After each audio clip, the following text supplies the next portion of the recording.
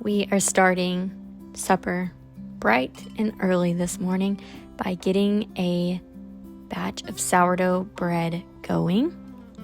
I know, I said I wasn't doing sourdough anymore and that I'm out of that phase, but I'm giving it one last shot before I call it quits for a while. And spoiler alert, it went exactly how I thought. It was okay, but just not the same as that white, fluffy yeast bread. Now, to give this its best chance, I did not use my usual yeast bread recipe and convert it over to sourdough, which I've successfully done in the past, so I know that it works. But I used a recipe from Lisa at Farmhouse on Boone. I've used a lot of her recipes in the past. I've made this one in the past with great success, and so have other people. So I went back to just a basic recipe that had been tested tons of different people, and it still was just not my favorite. Now, of course, that's nothing against the recipe, but just the fact that sourdough just isn't our favorite flavor right now, and I am not back in my sourdough baking well enough to really create the fluffy bread that I know can be done because I see other people doing it, but I just do not have the capacity right now to make it happen. So back to our yeast bread we go, but not before we do eat this for supper, because we are not letting this go to waste.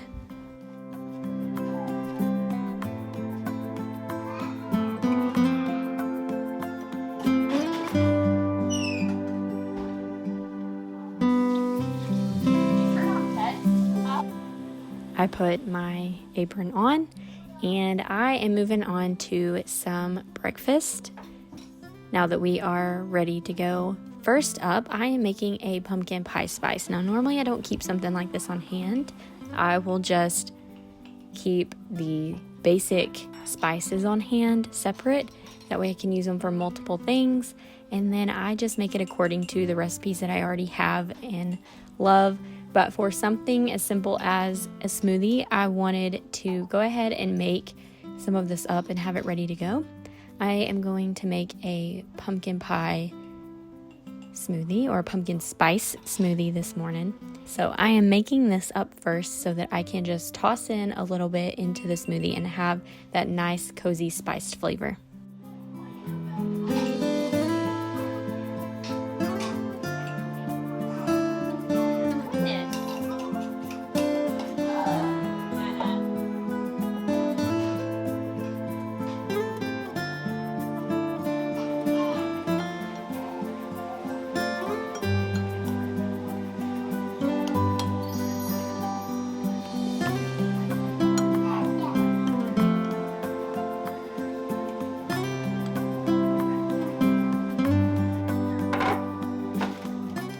To make this smoothie, I'm making it the same as I usually do. I am adding whatever piece of produce to it that I chose.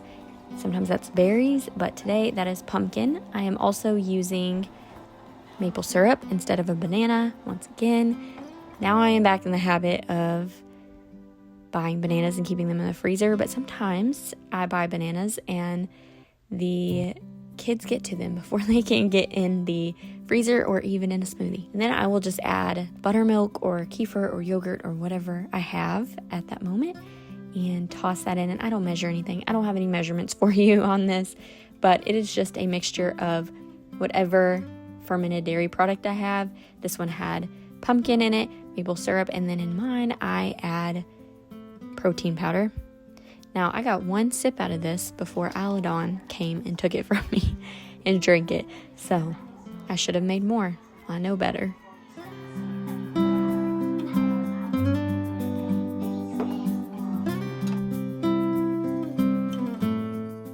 Y'all know I've been a fan of making my own homemade cleaners for a while now.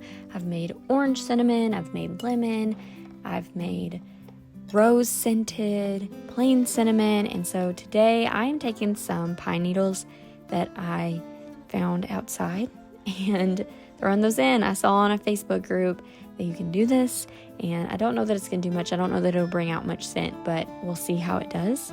I'm also doing a separate jar of cinnamon and clove that tends to steep faster and you get the ending cleaner faster because cinnamon and clove is such a strong scent.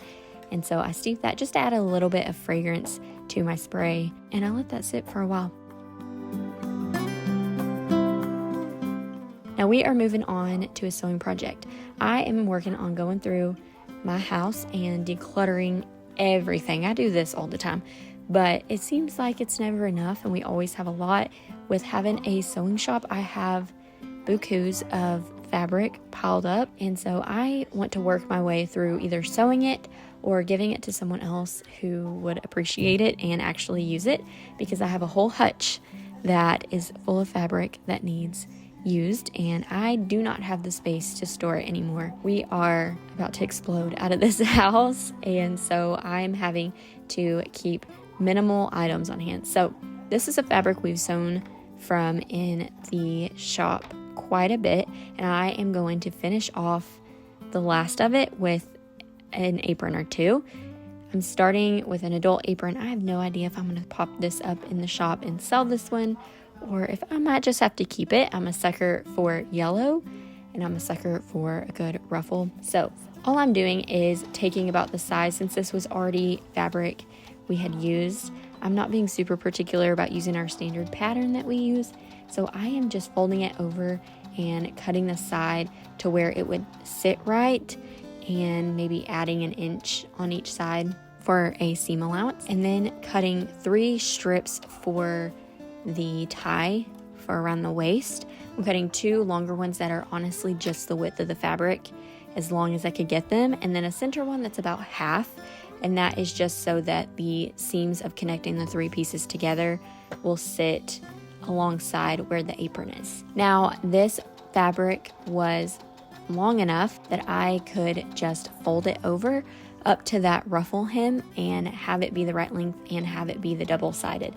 So I went ahead and did that. Now, if you have babies or kids, you know that you can't always just get a project done from start to finish. And I had a comment or two from people saying, I wish you'd just show each project or each recipe from start to finish. And while I do think there's value in that, when I'm trying to teach people something, I don't necessarily share on here to teach anyone anything.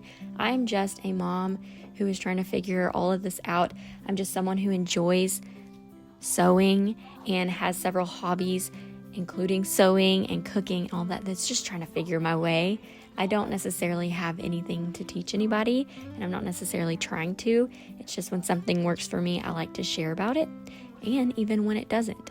So with that said, I want this channel to be an extension of our real life and not be some show that I'm putting on. And so I want to show you real life, and that is that I did this at nap time and then the baby woke up. So every project is not completed from start to finish in one sitting.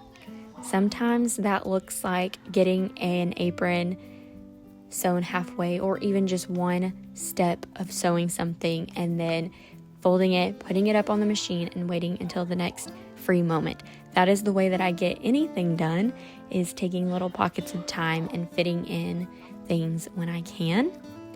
And that is how I also make sure to prioritize my family and my home responsibilities above these little projects that I do. Yes, I think they're so important for me to keep a clear head and to get my creativity out and do something for myself. But at the same time, when I start to not prioritize my other responsibilities in my family, I start to feel bad. I don't like that I'm not paying as much attention to my kids because I stay home with them for a reason. I don't like that my house is messy or that we don't have a home-cooked meal on the table. And so the best way for me to balance it all is to fit this stuff into little pockets of time when I can, utilize things like nap time or bedtime. So there's a little side note, but all of that to say that I had to move along with supper and the sourdough bread, and so I put that away for a little bit, and we will come back to it in a bit. To go along with the sourdough bread, I wanted to make some chili. Now, normally we'd have cornbread, but once again, here we are. We are making do with what we have and trying to cook from what I am needing to use up. So I had a couple pumpkins starting to crack, and I wanted to get them used up before they went bad. I had 2 that I have used recently, and one of them was totally fine on the inside. It tasted really good. It was really sweet. This one, not so much. This one was very bitter and very melony tasting, and I know that they can taste that way and that's normal, but just not as good as the other one or some of the other ones that we've had. And so I used it for this, and then I gave it to the chickens. Things like this don't go to waste with chickens around, but we didn't finish eating this one because it just wasn't good. Here's another look at real life for you. This entire meal was not one that I would rave over or that I was super proud of. In fact, I almost deleted this footage and didn't even make a video out of it because it wasn't a shareable recipe. It was nothing that I would want to say, hey, you should try this, because I just didn't love it. But that is the reality of being a home cook, and learning to cook is you don't always love what you prepare. But we are eating it nonetheless. We are going to be thankful for a warm supper to fill our bellies. And so I am making a sausage pumpkin chili. One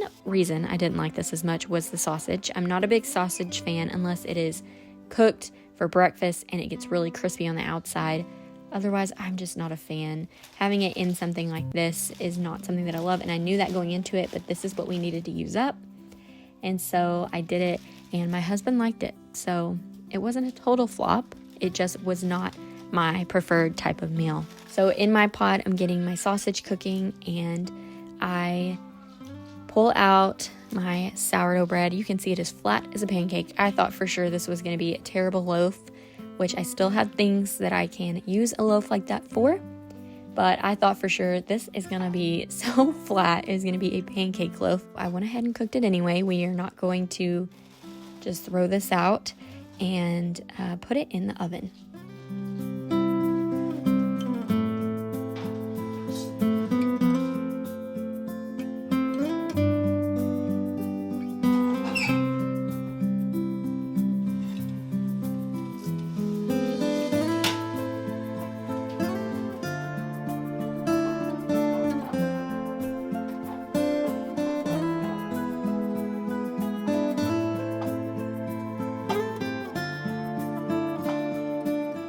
Once the sausage was completely cooked, I went ahead and added in the cubed pumpkin. I think you could probably also use a pumpkin puree and kind of mix it in with the broth and let it all combine. And that might be pretty good, and this was okay. I just think with the sausage and the bitter pumpkin, it just was not a good blend of ingredients. One, for my taste, but also the pumpkin just wasn't a great pumpkin. I am also adding tomato sauce, some beef broth, some diced tomatoes, and some beans to this, and a whole lot of chili powder.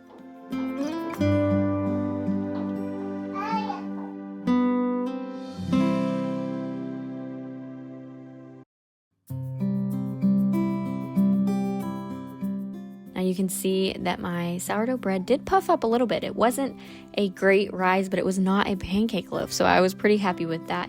And this was still good to eat with supper. We dipped it into the chili, and it was a decent loaf of bread.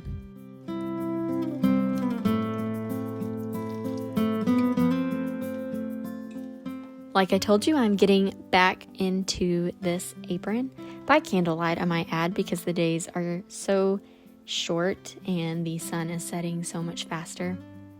I've sewn the entire apron piece together, hemming all the sides, and now I'm working on the strap. I love these little half aprons because they're really quick. You can essentially prepare the main apron piece with 4 seams. If you add a pocket, an extra seam, and turn it out and top stitch it another 4 times around. I guess 1 seam all the way around, but on all 4 sides, that's a matter of 2 steps. And then you just iron out your strap like I'm doing here, like bias tape, and then just sandwich the apron piece into the center of the strap piece, fold it back over, and then you just top stitch around the entire thing to lock it into place, and you have an apron. Really, with no interruption, you could do this in probably an hour if you're really fast and have made these several times, or are more professional than I at sewing, you could do them even faster than that.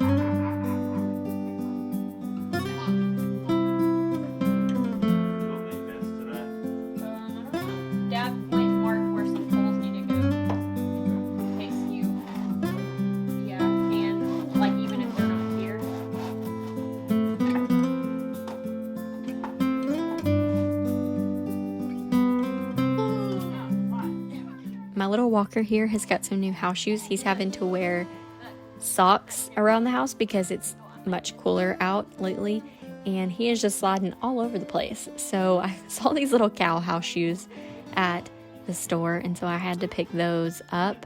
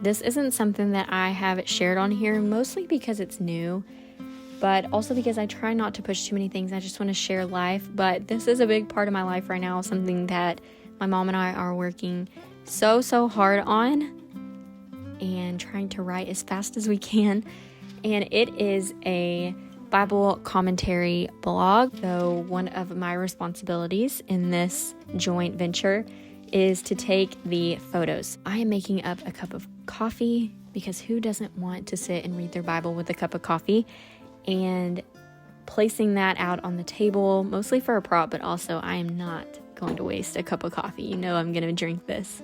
But laying that out with a vintage little table runner, one of my pumpkins, some candles, that cup of coffee, and this is my grandpa's, who has passed away, his Bible. This is my mom's dad's Bible. It is duct taped together. It is written in. It is well studied, and we are using it as our main photo prop in almost every photo. Give a beautiful little flat lay of a cozy moment while you read through the Bible.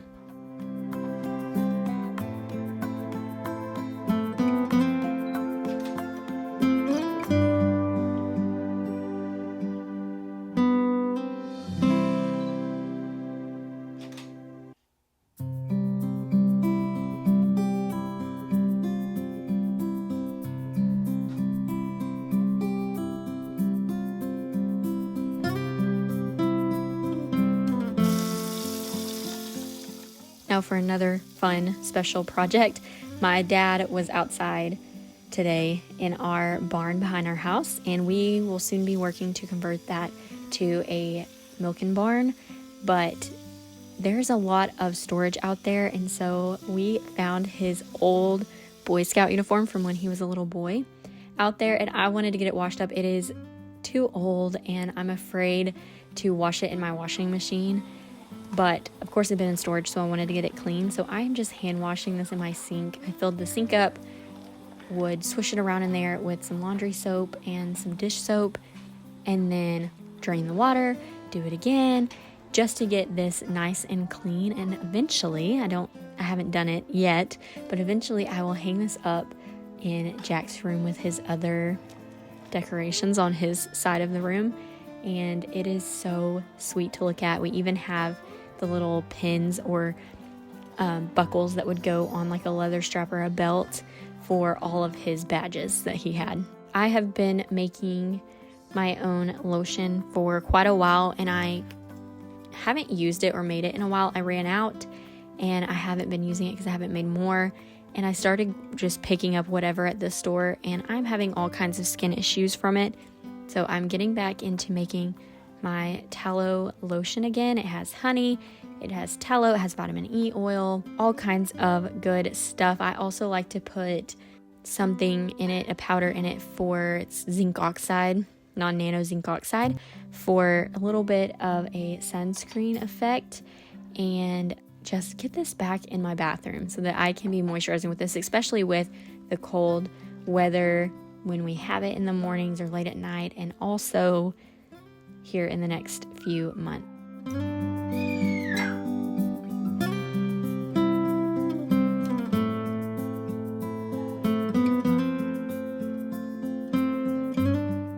So I'm whipping it now that it's cooled. I also have been wanting to try adding some colorant that I use for soap making. This is rose clay, and see if I could make a cream blush. I don't like to wear a lot of makeup, but I like a little bit of blush and some mascara, and so with as little as I do wear, I love the idea of just making it myself so that I don't have to stress about forgetting to buy it at the store because I don't wear much, and I would prefer the cleaner farm fresh ingredients. So here's the whipped tallow cream, and I made a blush as well. I'm still testing that, so we will see if that is something that I continue to use or if I want to try something a little different. Again, back to the apron. I work this in little pockets of time when I'm able to, and so I'm finishing this up with that last top stitch across the straps.